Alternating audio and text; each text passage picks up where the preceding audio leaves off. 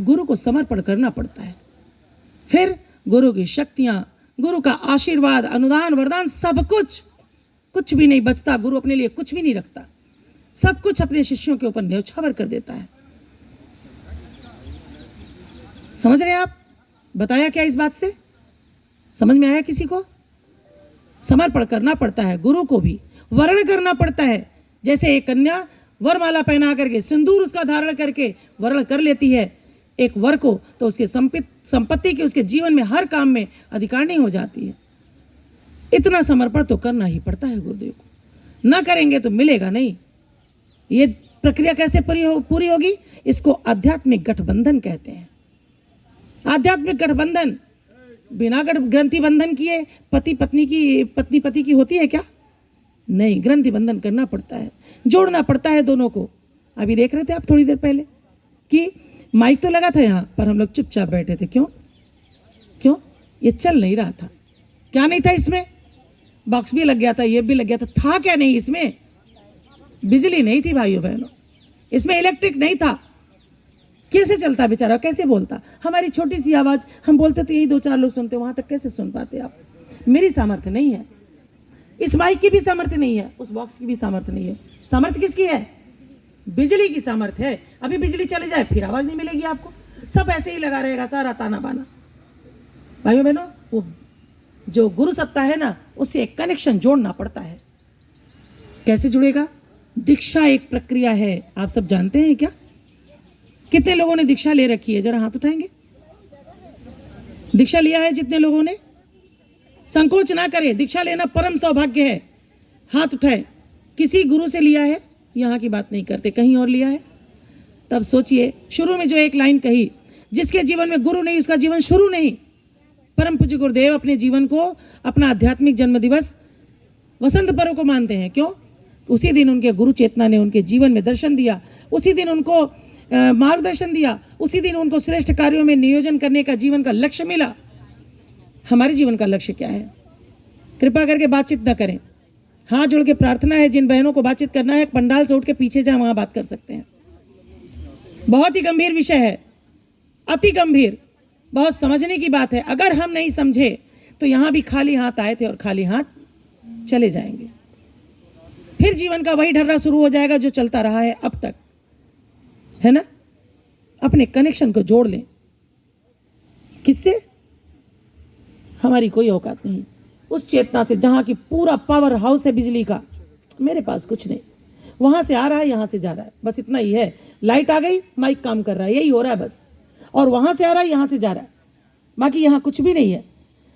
वो बिजली का पूरा पावर हाउस, आप वहाँ से अपना कनेक्शन जोड़ लें। दीक्षा से कितने लोगों के जीवन बदल गए आप देखें। दीक्षा का महत्व जो समझ जाते हैं उनके जीवन में कैसा बदलाव आता है। एकलव्य ने समझ लिया था दीक्षा का मतलब, समझा था ना? जानते हैं एकलव्य के बारे में कितने लोग? कोई जानते हैं क्या? बहुत बढ़िया बात, कुछ बहनें हमारी जानती हैं एकलव्य के बारे में। द्रोणाचार्य कौरवों के, पांडवों के गुरु थे, अस्त्र शस्त्र विद्या सिखाते थे। बेचारा एकलव्य, एक निरीह सा बालक, एक अछूत के घर में पैदा हुआ गरीब बालक, धनुर्विद्या का अभ्यास सीखने का उसकी इच्छा हुई, पहुंच गया वहां राजभवन के पास। द्रोणाचार्य जी से आग्रह किया, मुझे शिष्य बना ले गुरुदेव, मैं भी धनुर्विद्या सीखना चाहता हूं, आप मुझे शिष्य बना ले। मना कर दिया, तिरस्कार भी किया कि तुम अछूत के बेटे हो, तुम देख रहे हो मैं राजा के बच्चों को सिखाता हूं, यहां तुम्हारा प्रवेश भी नहीं हो सकता। उदास निराश वो बालक चला गया, पर क्या किया? हृदय में गुरु मान लिया उनको, है ना? ऊपर से जरूरत नहीं है, गुरु मान लिया अंदर से। और आप भी सोचेंगे चलो हम तो मन में मान के चले जाते हैं, एकलव्य बन सकते हैं क्या? कथा बहाने का ये मतलब नहीं है कि आप एकलव्य बन जाएंगे। हम ये बता रहे हैं कि गुरु दीक्षा का महत्व जो समझ लेते हैं, गुरु दक्षिणा देने में भी नहीं चूकते। एकलव्य ने यही किया। चले गए वन में, जहां उनका घर था, कुटी था, वहां कुटी में एक मिट्टी की प्रतिमा बना ली। द्रोणाचार्य को देख के आए थे, मिट्टी की प्रतिमा बना ली द्रोणाचार्य के स्वरूप की, और वहीं धनुर्विद्या का अभ्यास करने लगे। वो धनुर्विद्या सीख ली उन्होंने जो द्रोणाचार्य स्वयं अपने प्रिय शिष्य अर्जुन को भी न सिखा पाए। वो विधा एक मिट्टी की मूर्त के सामने अपने श्रद्धा और निष्ठा के बल पर उस बालक एकलव्य ने सीख लिया था। क्या किया था? जब सबकी शिक्षा पूरी हो गई धनुर्विद्या की, तो लेकर के जब आते हैं एक बार जंगल में परीक्षा लेने के लिए, कौरव पांडवों को लेकर के द्रोणाचार्य आते हैं। पेड़ के ऊपर चिड़िया लगा करके परीक्षा लिया। देखा ना, आप लोगों ने पढ़ा है ना कि कौन बेच सकता है चिड़िया की आंख को। लेके आए थे, उनके साथ उनके घर का कुत्ता भी था, राजमहल में रहने वाला, जो युधिष्ठिर का परम प्रिय था, साथ में आया था। और उस कुत्ते को लेकर के आए थे। कुत्ता को आप जानते हैं कि जिस मोहल्ले में रहता है, अजनबी लोगों को देख के भौंकना शुरू करता है।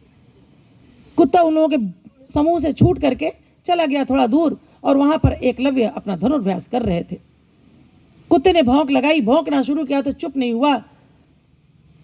एकलव्य ने उसके मुंह को बाणों से भर दिया। इतने बाण मारे, उसके मुख में बाणों से मुख बिंध गया, पर उसके मुख में कोई घाव नहीं हुआ, उसके मुख से रक्त नहीं निकला।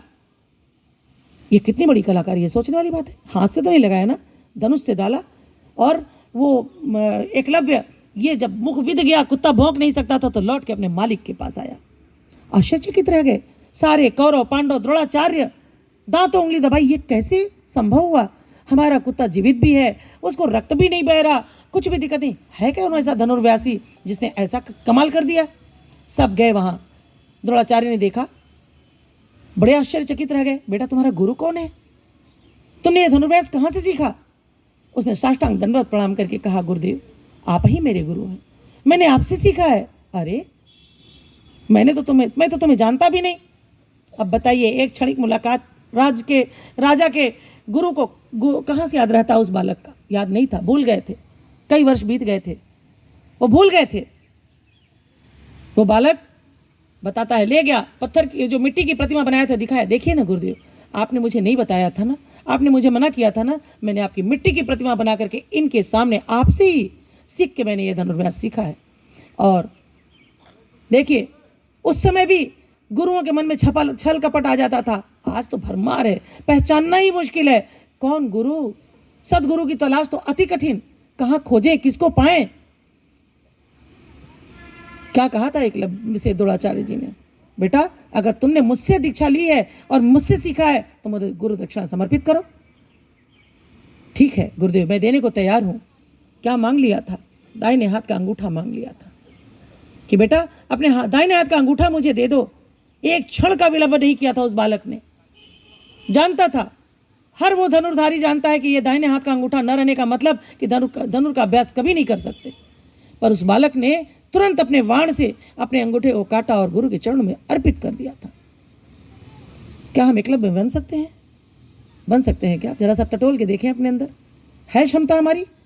पर नहीं, बन तो नहीं सकते, पर हाँ, गुरुदेव से सूत्र को जब जोड़ देंगे तो उनकी शक्ति हमारे अंदर आएगी, तो हमारे जीवन का कल्याण होना सुनिश्चित है। इसलिए दीक्षा का मतलब बता रहे हैं। आप सभी से निवेदन कि अगर दीक्षा लेना चाहते हैं तो आप लोग दीक्षा लें। अगर दीक्षा लेंगे और आप गायत्री महामंत्र से जुड़ जाएंगे, वहां मैंने पूरे भावार्थ के साथ गायत्री महामंत्र बताया था आप लोगों को कलश उठाने से पहले। एक बार फिर बताते हैं। गायत्री महामंत्र सार्वभौम मंत्र है, उसमें कोई देवी देवता का नाम नहीं है। ऐसा कोई नाम नहीं कि जिसको बोलने से हमारा कुछ अनिष्ट हो